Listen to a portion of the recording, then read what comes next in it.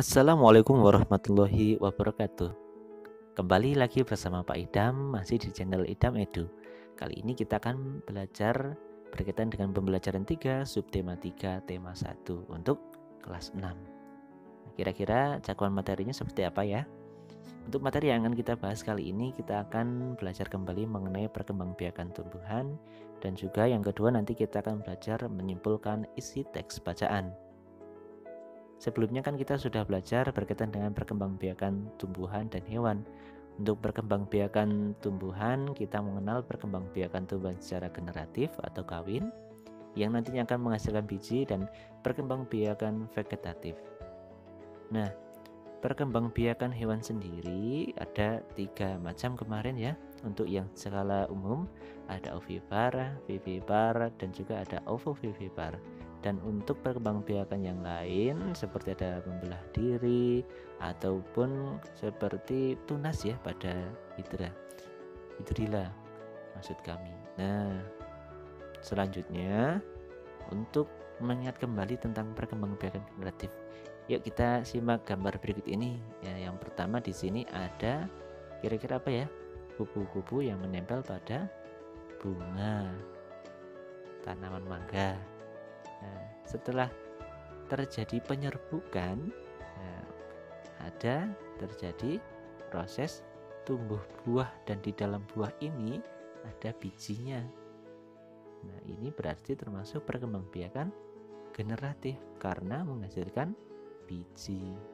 Nah, setelah sudah tua dan cukup usia, nah biasanya untuk buah mangga ini bisa jatuh sendiri.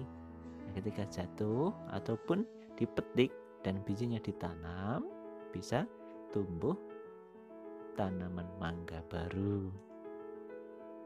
Jadi dari gambar ini bisa kita simpulkan bahwa perkembangbiakan generatif ini pastilah akan menghasilkan biji dan buah, dan kemudian nanti ketika ditanam bisa menumbuhkan tanaman baru.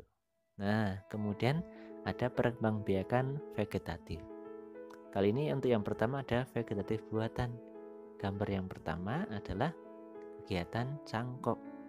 Cangkok di sini syaratnya harus tanaman yang berkambium atau berkayu. Ini batang atau ranting yang akan kita cangkok, kita kupas, kita bersihkan, kemudian kita beri humus ya, tanah yang subur, kemudian ditutup kain, sabut kelapa ataupun plastik. Nah, kalau plastik kita beri pori-pori agar bisa ada sirkulasi udara, dan yang terakhir tunggu hingga tumbuh akar. Setelah itu bisa kita potong dan kita tanam di media tanam yang baru. Kemudian yang kedua adalah stek batang. Untuk stek batang caranya sangat simpel. Misal untuk tanaman singkong, kita bisa langsung potong hanya batang saja. Kemudian langkah selanjutnya kita tanam, dan tidak lama setelah kita tanam akan tumbuh daun dan tumbuh akar. Biasanya tumbuh akar terlebih dahulu, baru nanti tumbuh tunas-tunas. Akarnya juga tumbuhnya tidak langsung cepat ya, perlu waktu untuk penyesuaian tanaman tersebut. Kemudian untuk yang selanjutnya ada menyambung, atau istilahnya bisa digunakan untuk tanaman yang masih satu keluarga. Dalam ilmu biologi nanti kita akan menyebutnya istilah spesies. Nah, spesies di sini pasti memiliki famili atau keluarga yang dekat.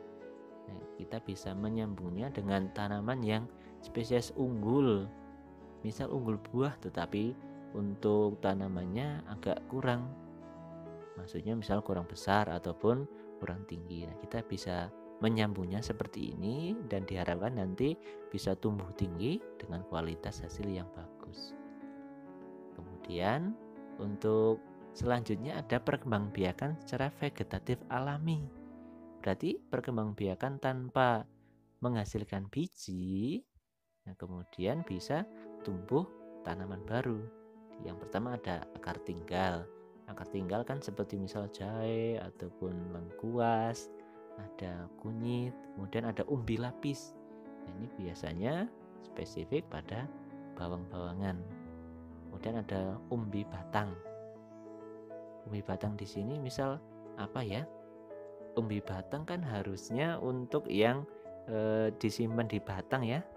Kemudian untuk umbi akar berarti akarnya nanti bisa digunakan untuk menanam ataupun ditanam, nanti bisa tumbuh tanaman baru. Kemudian ada tunas adventif. Tunas berarti dari daunnya atau dari bagian tubuh tumbuhan itu bisa muncul individu baru ketika ditanam. Terus spora mirip seperti biji, tapi ini letaknya ada di bawah daun. Kemudian di sini ada butir-butir yang ketika jatuh di tanah bisa tumbuh tanaman baru. Kemudian ada geragi. Geragi di sini adalah cabang-cabang dari tumbuhan yang bersifat lentur ini ketika menjalar akan tumbuh tanaman baru. Itu tadi untuk perkembangbiakan tumbuhan. Dengan kita membantu perkembangbiakan tumbuhan, berarti kita telah ikut melestarikan keberadaan adanya tumbuhan di sekitar kita, bukan malah kita mengeksploitasi atau kita merusak. Itu justru akan merugikan untuk kita sendiri. Nah, selanjutnya yuk kita berliterasi tentang tumbuhan yuk. Ada teks bacaan tentang daun pandan yang wangi. Daun pandan adalah tumbuhan semak. Daun ini banyak tumbuh di negara-negara Asia Tenggara. Di Indonesia, tanaman pandan disebut dengan nama pandan wangi atau pandan rampe. Penduduk Thailand menyebutnya dengan nama bai toi. Di Vietnam, daun pandan dikenal sebagai la dua. Helai daun pandan berbentuk pita, tipis, licin, dan berujung runcing.